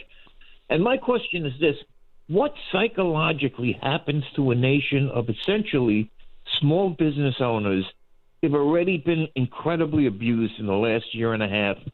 Once they get squeezed out and they have to realize that they can no longer support their own families, what happens psychologically to this country? Universal basic income, where Andy Yang and others, they'll give you $2,000 a month. They'll give you some food stamps. They don't call that food stamps anymore. What do they call it? They call it something else. They'll give you food stamps, $2,000 a month, free Netflix subscription, booze. You'll have a stipend, and that's how it'll be in this country. And a marijuana card. That's not sustainable. Well, you have to know that. They think it will be. I'm not encouraging this. I'm just saying I'm a realist, right? Why do you think they're going to do universal basic? Why is it even being talked about? Because they know what's coming. Then the rise of the machines. Have you seen the robot that's replacing all the minimum wage kids flipping burgers? It's called the Flippy. You just had a fellow on that was talking about how we don't want anarchy in the market. How can we avoid it when we have anarchy in Congress? We have a one-party system now. It's about yourself. You need to avoid anarchy in yourself. See, this has nothing to do with money. This is a spiritual problem that the nation has, that conservatives, Republicans, rather than blaming themselves for raising children who did not value morality, we have to do some deep soul searching. We have to be evangelists of a free market society. We have to put our faith first instead of the dollar. That's how we'll get this country back. Faith, family, freedom, and financial freedom as well. So too many people, by the way, are depressed and despondent because they think, you know what, the government doesn't give you freedom. We earned it as a society. It is a basic right. We have the freedom to assemble, the freedom of expression, the freedom of religion, the freedom to work. And we let, I just don't think complaining, and that's the one thing, we're on a talk radio station where I guess people love to complain, but we got to look, rather than be depressed, find some kid who has no hope and give them hope. Find some young person, age 15 to 19, and be that hope for them. I was on a call and, I didn't even know this existed. There was somebody on the call who was, I don't know, between 15 and 19 from Baltimore, and she was worried about improving her life, and that if she improved her life and created a business, that she would get shot like that because her friends would be jealous.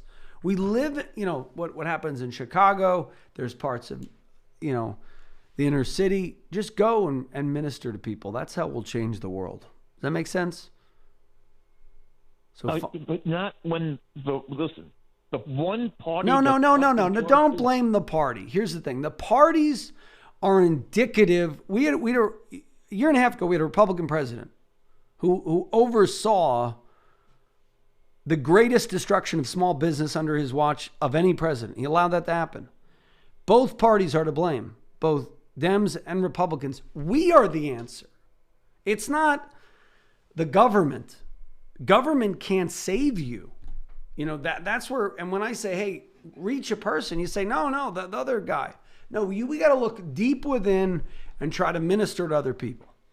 That's the answer. Don't go around blaming parties. Does that make sense? In English. Because we've had many things, but we digress. We'll talk more about finances when we return. This is Josh Jalinski, the financial quarterback. Don't touch that dial. It's always on your mind. Retirement, whether you're 55 or 35. Not everyone wants to work forever, and most would like a comfortable retirement. You may already have a plan, but is it the right one? Josh Jalinski, host of the popular Financial Quarterback radio program, is ready to guide you towards financial freedom. He challenges the ways your parents and grandparents saved money with fresh strategies, which are exactly what you need to navigate today's volatile economic climate. Josh's new book, Retirement Reality Check, is available to order on Amazon. It's an easy read that guides you through his system for securing your financial freedom, including tax-saving strategies, understanding the right investment mix, and more. Order now. Retirement Reality Check. Call Josh at 888-988-JOSH. Let Josh help you map out your retirement using fresh strategies. Call 888-988-5674. That's 888-988-5674. Hi, we're live. Next up, we have Angelina.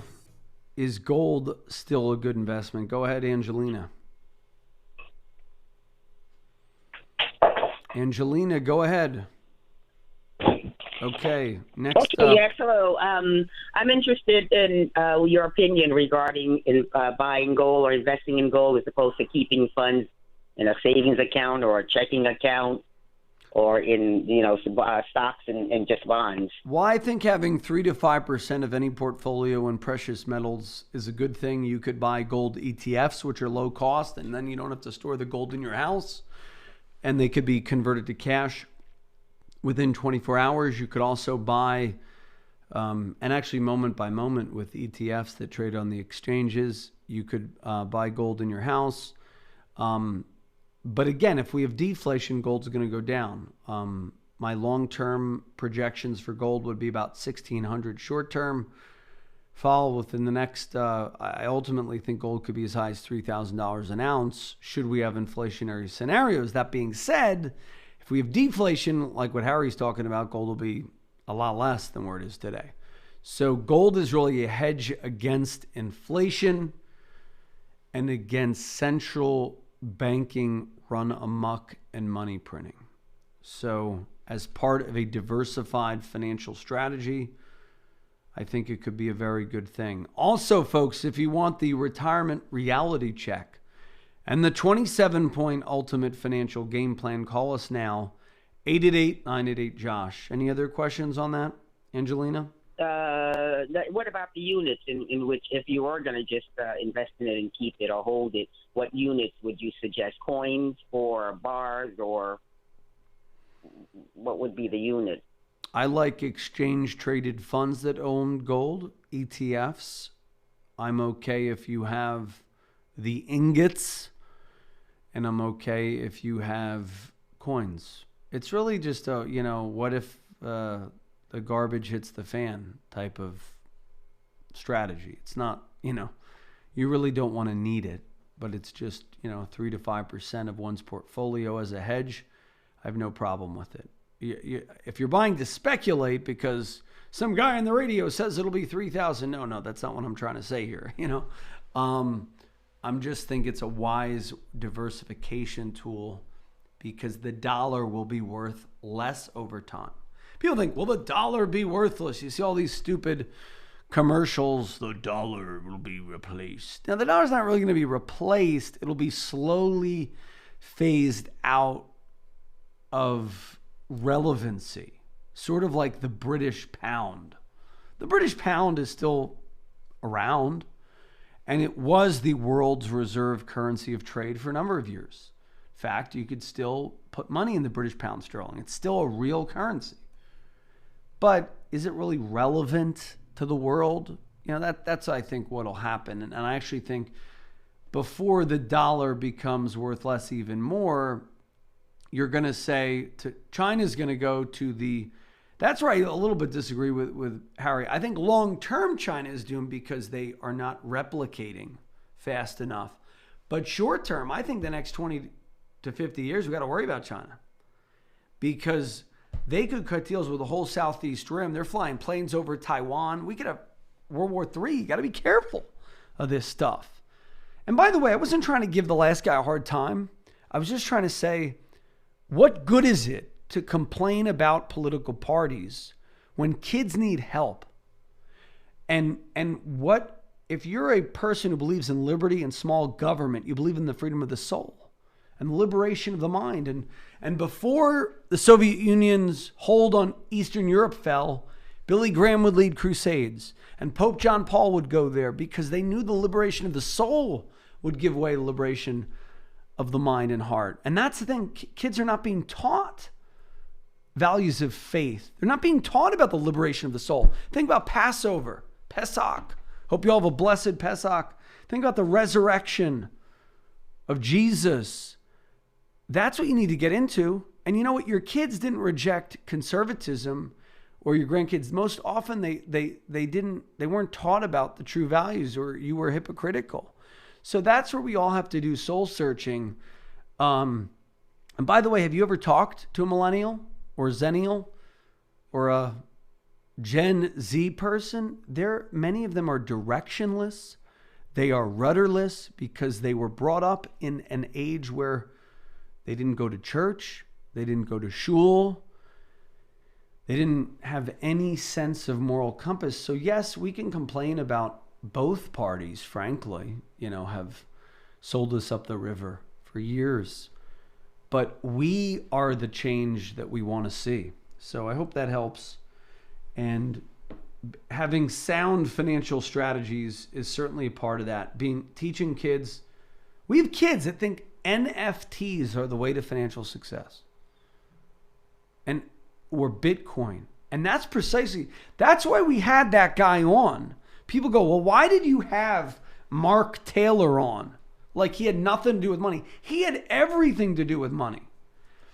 Because he predicted this. Now, he's like more of an atheist or agnostic or whatever he was. So it's so interesting. It was an interesting article. By the way, if you have not seen the article on Mark Taylor, it's on YouTube. And it was not watched as much as I think it should be. Ernesto, you want to tell people where they could find that? It's on YouTube under The Financial Quarterback. It's the last 4 videos were with Professor Taylor. I listen to them, because I have to edit the videos, and they're great. We're living in a society, as you both argued, where we don't really have an agreeable sense of value and meaning anymore. And I think it goes to your point. Our society is spiritually illiterate.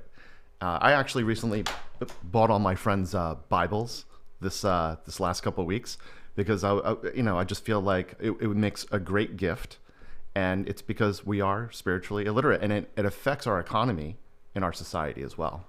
Yeah, because if you believe in a creator who gave you certain non-negotiable rights. It doesn't matter what the government does. So people go, what do we do? I'm depressed, Josh. Okay, well, don't place your hope in a president. Don't place your hope in a person. Place your hope in God and work as if the results are eternal, because they are. And we have, it was interesting that Mark Taylor and I agreed on like everything except God. It was very weird. Exactly. And I understood like he's like, everything is meaningless. Yes, yeah, when you don't believe in God, everything is meaningless. And that the rise of Bitcoin is because people are losing faith in our institutions. People are losing, it's interesting. I don't know. That was a really interesting discussion. His point of view is that God is the problem. Our point of view is that God is actually the only answer. Well, he believes the solution is the network or something. It was very odd, like the collective consciousness. It's a contemporary view of. But that's what we're having now. Everyone reminds me of that Judges verse. Each one did right that which was right in their own eyes. Well, then everybody's fighting, and you have no social cohesion. So this doesn't make sense, to be honest. I mean, even if you didn't believe in God, it doesn't make sense. It's like, anyway, but it was a fascinating interview. Brilliant guy. He diagnosed what would happen to the world like 20 years ago. He wasn't even trying to be a prophet. It wasn't like, a Harry Dent economic forecast. Love to have him on again giving economic predictions. He didn't really want to give economic predictions, but I think a guy who's that attuned to what's going on could be fascinating. So, folks, it's your time to ask me any financial question you want.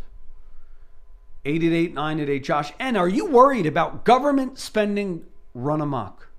$9 trillion within the last year and counting. What is going to happen? Three things. Benefits are going to be cut. Taxes are going to go up. And the dollar is going to be worth less.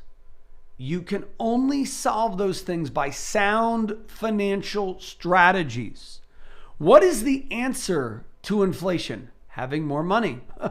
What is the answer to having more money? Saving more, investing more, caring more about your financial future. So call us, 888-988-JOSH, 888-988-JOSH.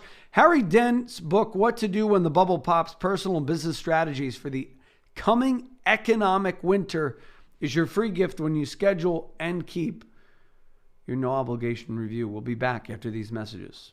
Hey, meet you out on the first tee? Yeah, I'll be right there. Just reading this article. On what?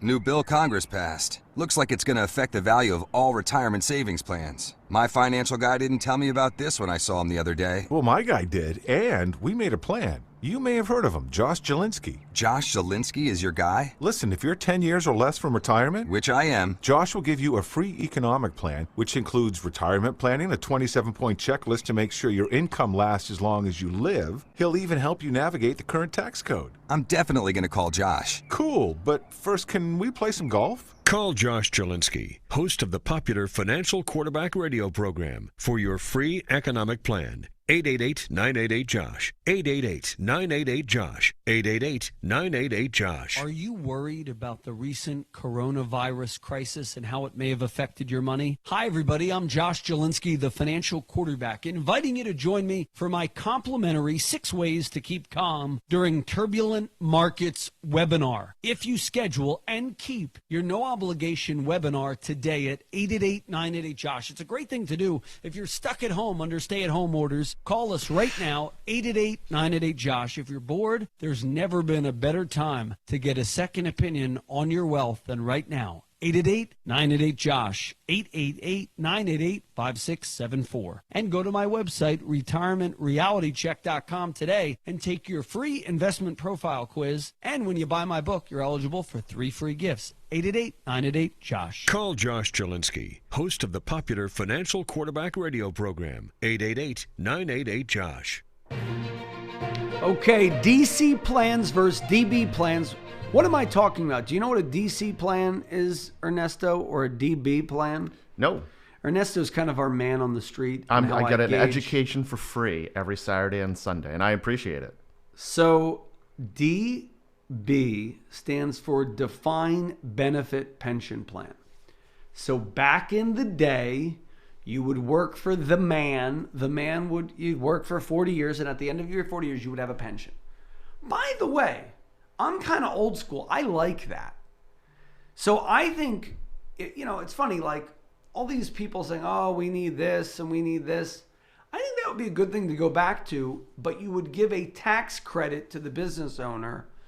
Or so if a business engaged in DB planning, they would have a tax rate of, let's say, 15% or 10% flat tax, rather than the proposed corporate tax by Bernie Sanders of a whopping 35%. So that's a good way to slow the economy. So we're going to talk about DB plans, which is defined benefit plans. Fewer workers are participating in them. The high cost of maintaining those plans has led many employers to terminate the plans and dissuaded many others from setting up new plans in the first place. But there are still many DB plans out there. By the way, we do that for small businesses who love their employees. And it's important to know that they operate very differently from DC plans like 401ks, 403bs, and 457 plans. We're going to talk about the 8 differences from Ian Berger on IRAhelp.com. But first, we're going to go to the phone lines, and we have Matt on a Roth. That's right. By the way, there are also idiots on TikTok. Have you heard about this, Matt, who are bashing the Roth? No, I'm not a TikTok guy. Apparently, I need to be on TikTok. Financial misinformation is... Can you dance? Apparently, you don't need to dance anymore on TikTok. So there's a fellow that I saw, 1 million followers on TikTok, Ernesto. It's going to be us. We got to do TikTok. 1 million followers just dishing out financial misinformation. So maybe we can get 1 million followers dishing out financial positive information.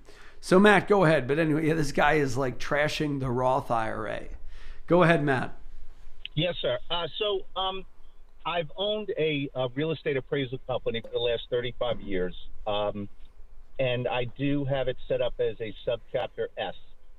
So about 3 years ago, I also dovetailed a W-2 W-2 employment opportunity into my weekly schedule, which is 40 hours a week. The thing is, I don't make a lot of money there, but I do have access to a Roth IRA, and I also have I have access to a salary reduction plan. So right now, I think I'm at, my peak years of income.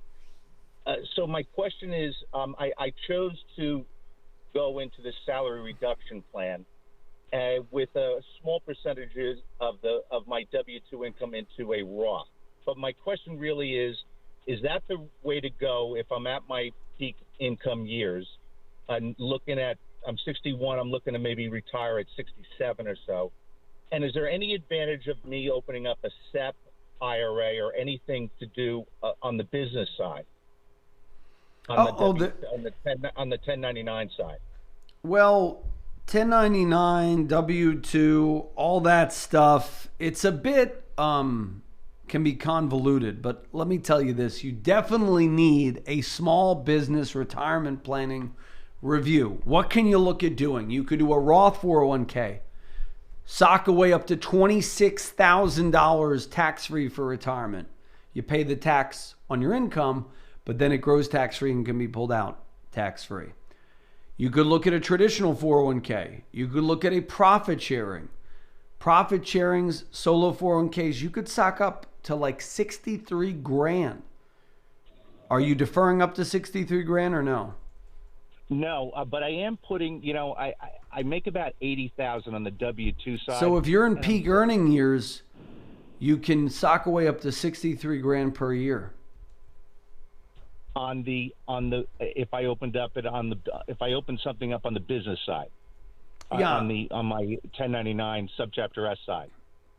Potential. I mean, yeah, subchapter S, you probably defer all the 80 grand. You do like a pension.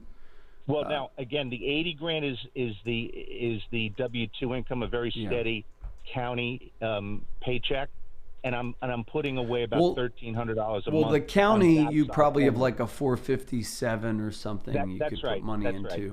We're going to need to. You have a lot of moving pieces.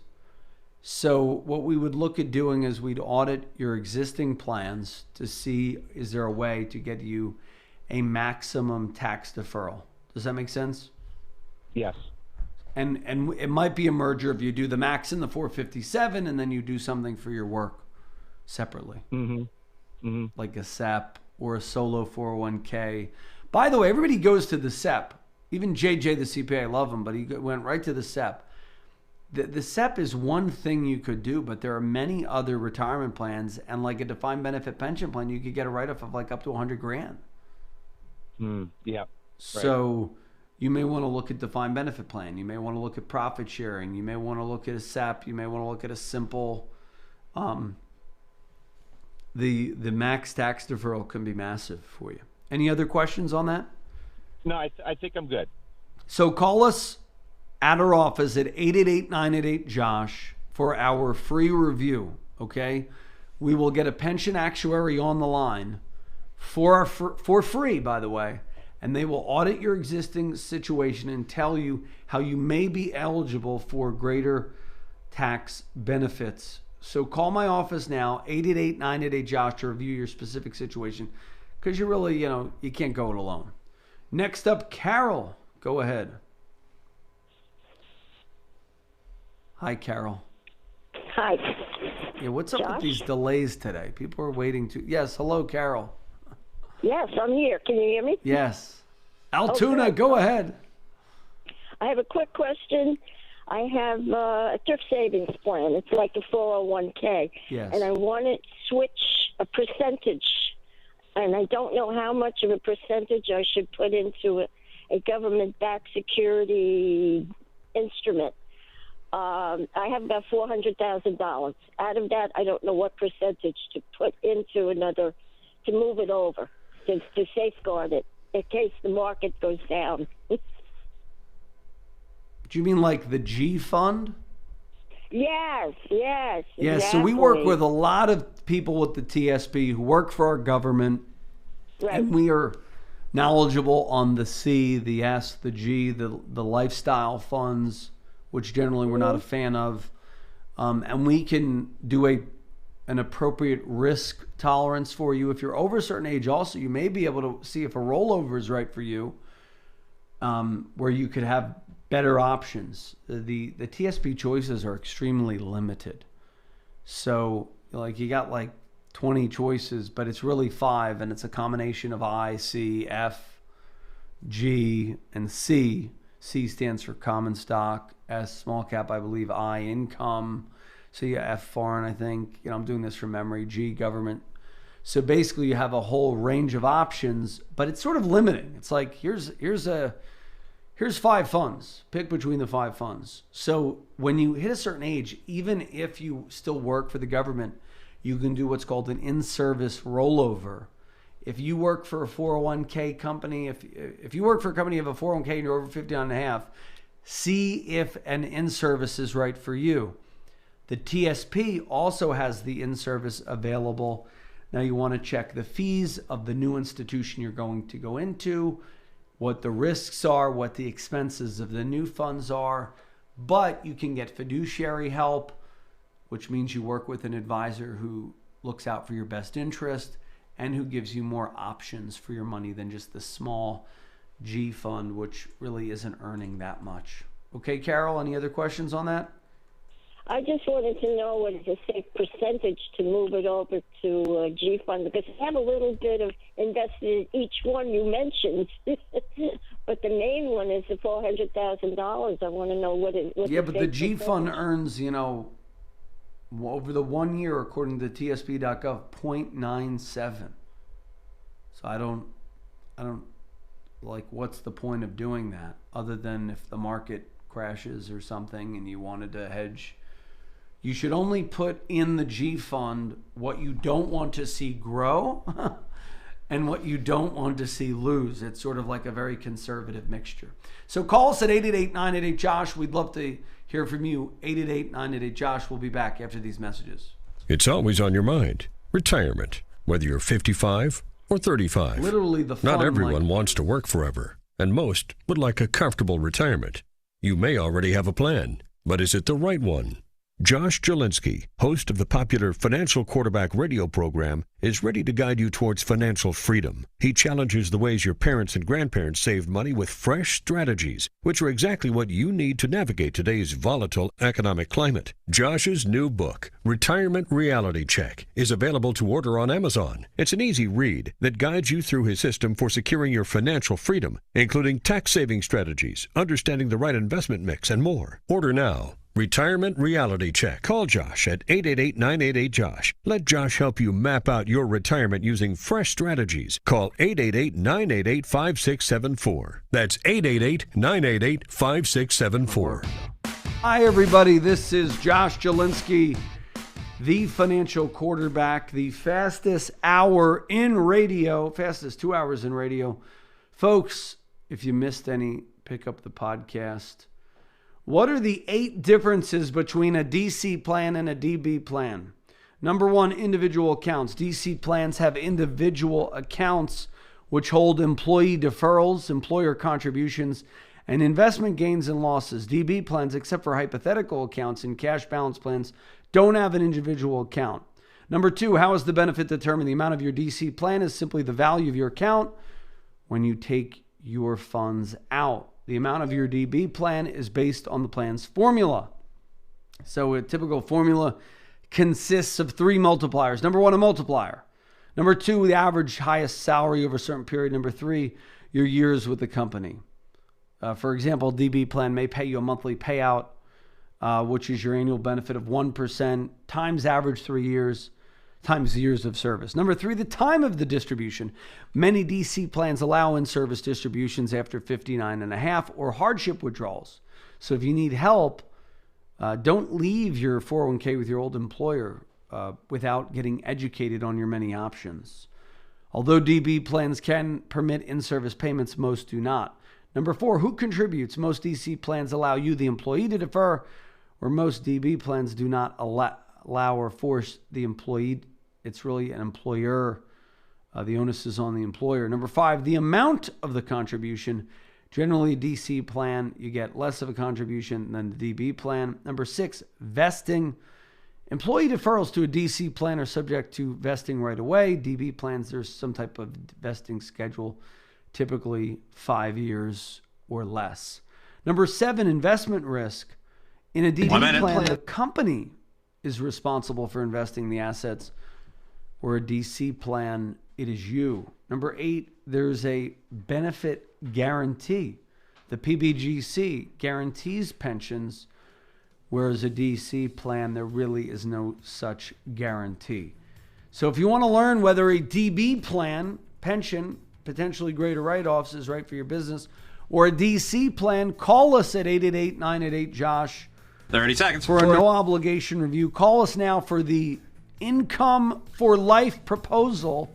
If you want to make sure your income lasts as long as you do, call us for the free review, 888-988-JOSH, 888-988-5674, 888-988-JOSH. 10 seconds. 888-988-5674, 888-988-JOSH, 888-988-JOSH, and get the 3 free gifts when you schedule and keep your no obligation 45-minute strategy session. It's a webinar, free with yours truly. 888-988-JOSH, 888-988-JOSH, 888-988-5674. The preceding program was sponsored by the Jalinski Advisory Group. Any awards, rankings, or recognition by unaffiliated third parties or publications, including 5-Star Wealth Manager, Advisory of the Year finalist by Senior Market Advisor, and Top of the $1 Million Roundtable, are in no way indicative of the advisor's future performance or any individual client's investment success. No award, ranking, or recognition should be construed as a current or past endorsement of Josh Jalinski or Wealth Quarterback LLC. Information regarding specific awards, rankings, or recognitions is available on the Wealth Wealth Quarterback website at www.jalinski.org. All investment strategies have the potential for profit or loss. Investment strategies such as asset allocation, diversification, or rebalancing do not assure or guarantee better performance and cannot eliminate the risk of investment losses. There are no guarantees that a portfolio employing these or any other strategy will outperform a portfolio that does not engage in such strategies. This broadcast should not be construed by any client or prospective client as a solicitation to effect or attempt to effect transactions in securities or the rendering of personalized investment advice. Due to various factors, including changing market conditions, the information discussed in this broadcast may no longer be reflective of current positions or recommendations. While information presented is believed to be factual and up to date, Josh Jalinski and Wealth Quarterback do not guarantee its accuracy, and it should not be regarded as a complete analysis of the subjects discussed. The tax and estate planning information discussed is general in nature.